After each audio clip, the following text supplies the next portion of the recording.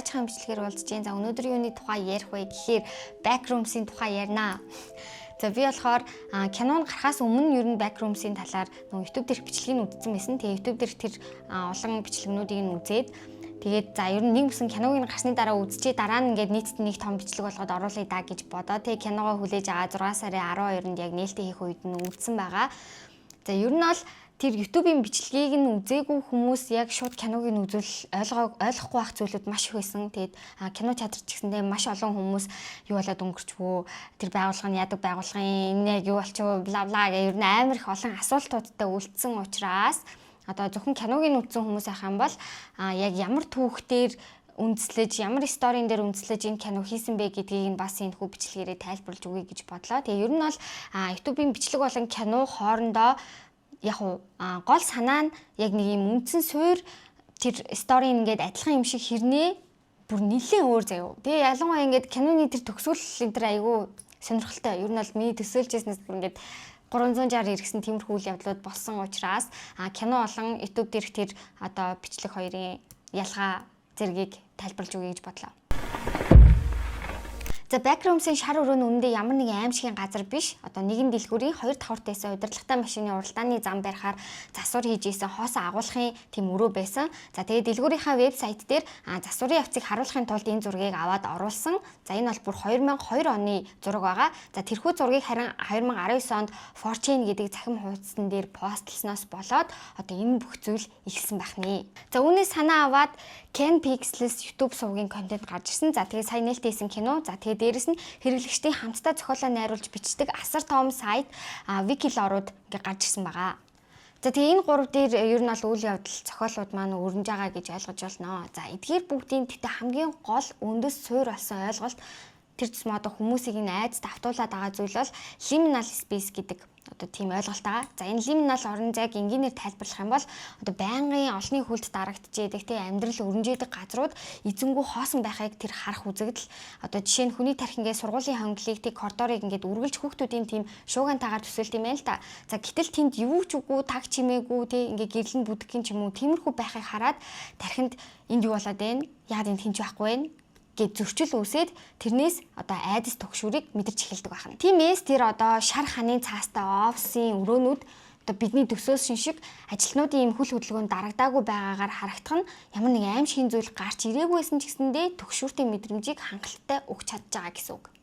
За тэгвэл энэ мэдрэмжид тулгуурлаад тэр шар ханын цаастай офисын орчныг ашиглаад Ken Parsons гэдэг нэртэй одоо тэр ютубер залуу Ken Pixels гэдэг нэртэй ютуб хуудсанда ямар зохиол гаргасан бэ гэдгийг нь одоо хэлж өгье. За 2022 онд 16 настай Ken Parsons одоо ютуб дээрээ The Backrooms Found Footage нэртэй ийм богино хэмжээний хит хит видеог оруулсан нь за интернетийг шуугуулсан. За тэрээр одоо энэ Found Footage нэртэй богино хэмжээний кинон дээр юу өгүүлдэг вэ гэхээр 1980-аас 90-ад оны ийм гар камераар бичсэн юм шиг маш бодит тийм CGI видеонуудыг оруулсан байгаа. За энэ видеонууд дээр юу гардаг вэ гэхээр Async гэх ийм лаборатори санамсаргүйгээр одоо энэ Backrooms гэдэг орон зай хаалгыг нээсэн тухай өгүүлдэг. Async нь яадаг байгууллага вэ гэхээр Америкийн нэгдсэн улсын одоо эрдэм шинжилгээний тийм хүрээлэн байгаа. За энэ нь болохоор 1980-ад оны сүүлчээр одоо хүн амын өсөлтөөс үүдээд орон сууц болон агуулах, барилга барих газрын ийм хомсдолтой тулгараад за энэхүү асуудлыг шийдэхийн тулд одоо засгийн газрын дэмжлэгтэйгээр нэг нууц төсөл эхлүүлсэн.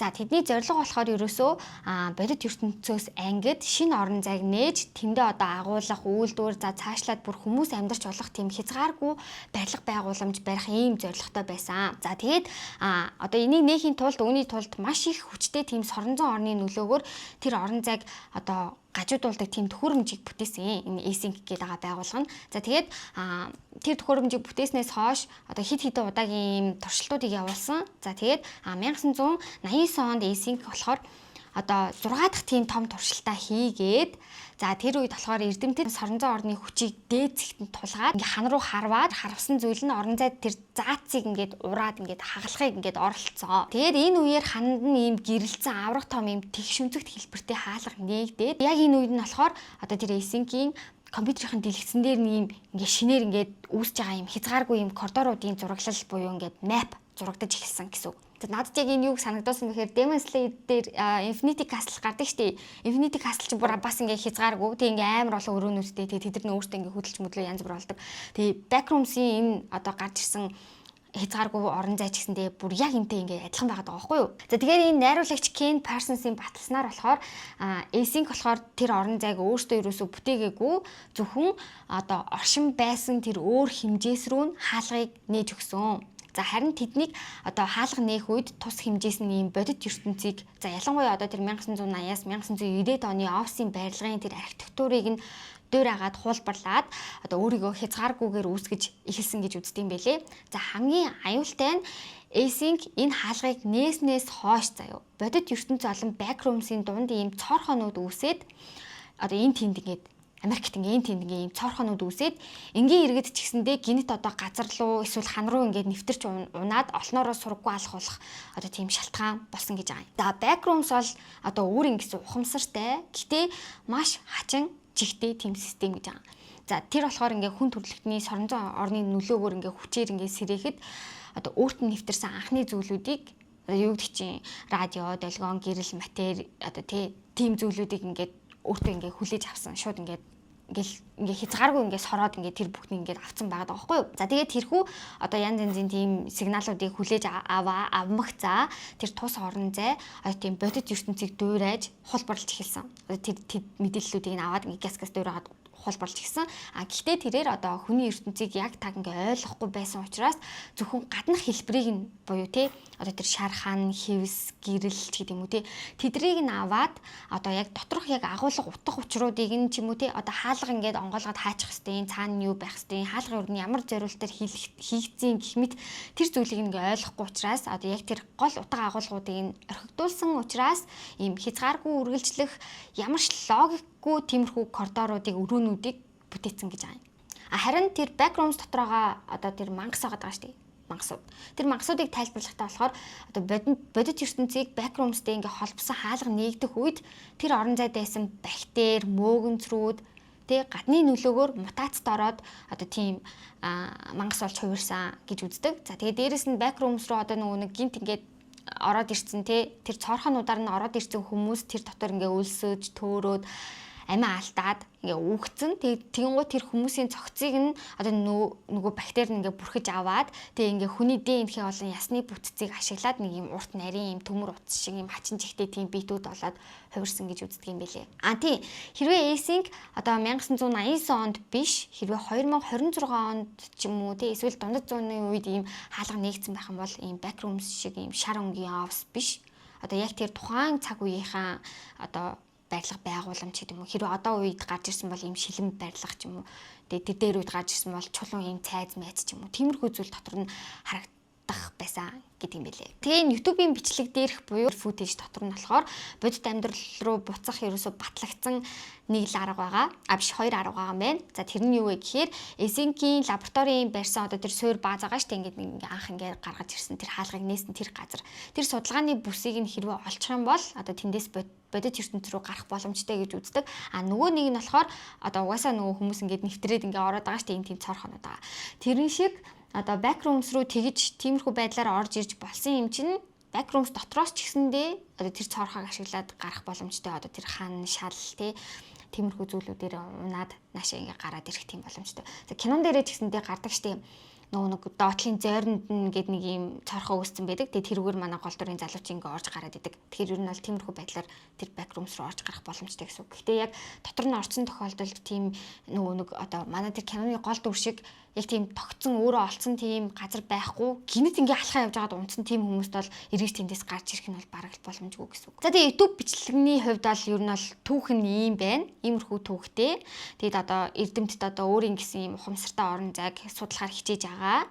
Тэгээ хаалгыг нь хаагаад хүмүүсийг ингээд аврах боломж байгаа ч гэсэндээ мэдээж судалгаагаа үргэлжлүүлж байгаа. Яа тэгвэл тэрийг ингээд удирдлагатаа яаж оруулах уу тэгээ хэрхэн энийг ингээд тодорхой контролдож болох уу гэдгийг ингээд тэр гаргалгаа ингээд хайсаар байгаа.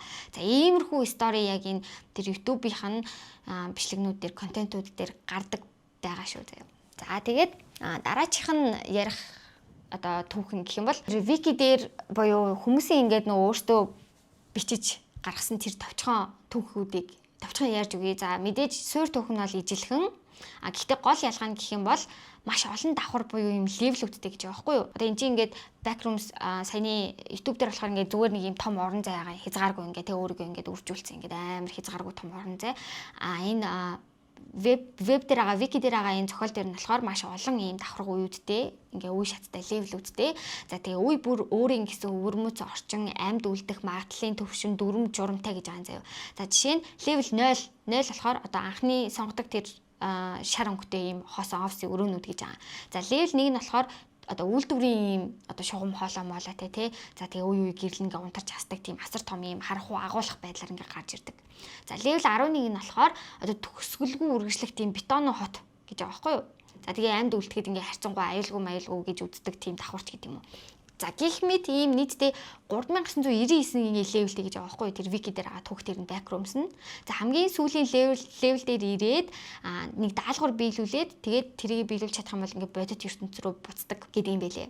Харин одоо тэр дотор нь байгаа мангасууд нь болохоор өмнөх нь болохоор бактериас үүссэн гэж ярьдаг штеп. За энэ дээр болохоор одоо тийм глич буюу юм саатал байгаа штеп, юм гажиг гэх юм уу. За энэ ертөнцид болохоор өөрийн одоо энэ ертөнцийн backrooms нь өөрөө ийм кодын алдаа мэт тийм газар учраас тэр орон зайн глич буюу ийм гажилтаас үүдээд харанхууд ингээ зөвхөн ингээ шүд нүдэнд л харагддаг тийм биетүүд ч юм уу. Эсвэл ийм хүний арсыг нөмөрдөг ийм мангас зэрэг ийм одоо яг бодит тийм зүйлээс аягүй гадуур тийм амьтад тэр дотор байдаг гэсэн үг. Агандаг. Тэгээ ер нь аль жоохон фантазны талтай гэсэн үг. Нөгөөх нь болохоор YouTube дээрх нь болохоор арай юм шинжлэх ухааны талтай байгаад байгаа юм. За тэгээ хамгийн сүүлд нь буюу одоо киноны түүх рүү хэдүүлээ оръё. За наад дууг нь кино маш их таалагдсан заяа. Үнэхээр таалагдсан. Ингээ эхлэл мэхлэл ингээ бүх юмтэй ингээ орчин тэр дуу, эвлүүлэг, саунд тэгээл ингээ тэр эдит өнгө тавилт энэ тэр бүр ингээ үнэхээр супер байсан. За гэхдээ төгсгөл нь амар хачин амар сонирн байсан. Тэгээ ер нь би нөгөө нэг киног нь үзэхээс өмнө эхлээд YouTube-ийн бичлэгнийг тэр футажуудыг үзсэн байсан учраас тэрнээсээ ингээд ер нь жоохон маш өөр байсан. Тэгээ тийм болохоор надад нөгөө өмнө нь тэрийг нь үзсэн байсан болохоор киноныхын төгсгөл нэг таалагдаагүй байж магадгүй гэж бодсон. За тэгээ киногоо үзээгүй хүмүүст ингээд зориулаад ер нь бол спойлердахгүйгээр би яг сэтгэлээ хэлье заяа. Кино болон YouTube тэр хоёрын ялгааг нь шууд хэлжүүл дээр гэж бодож байна. За киноны хамгийн чухал ийм далд санаа бол ингээд дурсамж гэж байгаа заяа. Дурсамж. Тэгээ надад ч гэсэндээ яг тийм л санагдсан л да. Энэ болохоор яг нөгөө интернет дээрээс хүмүүсийн тайлбар бичлэгнүүдийг үзэж хагаад яг энийг олсон шүү заяа. За тэгээ backrooms болохоор тийм санамсаргүйгээр тэр өрөөнүүдийг ерөөсөө бүтээдэггүй. Хин нэгний тийм ертөнцийг зөвхөн бүдэг бадгын тийм дурсамжаараа ингээд дахин байгуулсан тийм газраа гэж байгаа байхгүй юу. За тэгээ киноны гол дүр болох юм Кларк одоо зөвхөн биеэрээ тэр backrooms дотор ингээд төөрсөн хүн биш ээ. Тэр бол ингээд backrooms дотор ингээд орхосоо өмнө гэрлэлт нь ингээд бүтлгүүдсэн, ганцаардсан тий өөрийнхөө ингээд гэрж байхгүй ингээд тавилгын дэлгүүр дотор ингээд амьдардаг тийм амьдралдаа юм гатцсан хүн байгаад байгаа байхгүй юу. За өөрөөр хэлбэл одоо сэтгэл зүйн хувьд аль хэдийнэ ингээд нэг хэвийн давтагдсан тийм амьдралын тойрог дотроо орчихсан тийм хүн байгаад байгаа юм. За тэгээд backrooms нь болохоор одоо тэр хүний дотоод ертөнцийн ингээд дүүрслэл болж байгаа гэж юу нь бол харуулж байгаа юм.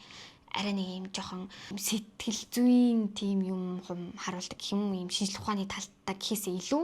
За тэгээд YouTube дээрх тэр backrooms болохоор backrooms гэж юу вэ гэдгийг харуулж байгаа бол кино нь болохоор backrooms хүнийг яг юу болгодог вэ гэдгийг илүү харуулсан юм шиг надад санагдсан. За тэгээд ер нь бол ийм хувь хүний сэтгэл зүй тийм дурсамжин дээр төвлөрдөг. Тийм л кино гэж харсан. Тэгээд дээрэс нь за энийг ярьж байгаа спойлер болчих юм уу? Яах юм бол. Ямар ч бэкграунд дотор нөгөө сэтгэл зүйчтэйгээ ингээд сууж идэг штеп. Тэгээд бас нөгөө нэг тэр дотор байдаг ингээд нөгөө хүнтэй адилхан ийм дүрснүүд ингээд байдаг штеп. Тэгмээд ингээд тэр улаан өстэй тэр нэг ийм хүнийг яг хуучин ихнэрнээсээ ингэж үзээд байдаг байхгүй юу? Тэгмгутаа нөгөө нэг манай гол дүрийн залуугийн нэг ийм хувилбар ингээд ороод ирдэг дээ. Тэгмгут нөгөө нэг хүн чинь эхнэрийнх нь хуулбар юм шиг юм нэгэл амар зүхтагаал ингээ гарах гад ингээ буу юм болоод идэг. Тэр болохоор яг нөгөө нэг Кларкийн эхнэртэйгээ нөгөө нэг орой галтгоонд ингээ нэг юм хэрэлддэг тэр хоёрын жүжиглэлт хийдэг хэсэг вэ штэ. Сэтгэл зүйн тэр нөгөө нэг хичээлээ явуулж хахад тэгмүүд яг тэр чинь ингээд backrooms дотор ингээ галтгоон дотор сууж байгаа. Тэгмүүд гаднаас нөгөө Кларкийн чинь хувилбар ороод ирэнгүүт нөгөө улаан устай ингээ зүхтагаад байсан яг тэр ингээ нэг юм тэр галтгоо яг тэр залуугийн гол дүрийн залуугийн тэр өнгөрсөн амьдралын бараан дурсамжлал яг тэр дотор ингээд явагдаад байсан байгаа даахгүй юу. Би тэрийг анх ингээд үзэж байхдаа энэ юу хачин болоод ийнэ гэж бодсон чи яг үүндээ ингээд бас л тэр манай гол дүрийн залуугийн нэг юм дурсамжлал тэр дотор ингээд бүтээд ингээд яваад исэн болж таарж явах шиг байна. За тэгээд нэг юм байна. За тэгээд киноны одоо хэлэх гэсэн илэрхийлэх гэсэн санаа ингээд товчлоод хэлэх юм бол ер нь бол бодит байдал гэж юу вэ? Орон зайг ингээд хуулбарлаж болох юм бол амьдралыг ч гэсэн бас ингээд хуулбарлаж болох уу? Дурсамж ингээд хүний хүн болгодог уу? Эсвэл ингээд тий оюун ухаан ухамсар ингээд хүний хүн болгодог юм уу? Хэрвээ бодит ертөнцийг ингээд яг адилхан хуулбарлавал аль нь яг ингээд жинхэнэ ертөнц болох вэ? Гэдэг асуултуудыг ингээд үзэгчдэд өгөхийг зорьсон гэж бодож байна. За тэгээ эцэст нь хэлэхэд бол надад киноны төгсгөл таалагдаагүй. За бусдаар бол үнэхээр гоёсэн, гахалтайсан. Тэгээ яаж ч утсан YouTube-ийн одоо тэр футчүүд хамгийн супер нэсэн. За тэгээ энэ хүртэл үзсэнд маш их баярлалаа. Тэгээ дараачихан бичлэгээр одоо бичлэгнийхаа форматыг жоохон өөрчлөөд гоё тийм бичлэг хийж үзье гэж бодож байгаа. Тэгээд тэр дараагийн бичлэгийг мөн заавал үзээрэй. Тэгээ энэ бичлэгэн дээр лайк дараарай, subscribe дараарай. Баярлалаа баяртай. Нарт шүү.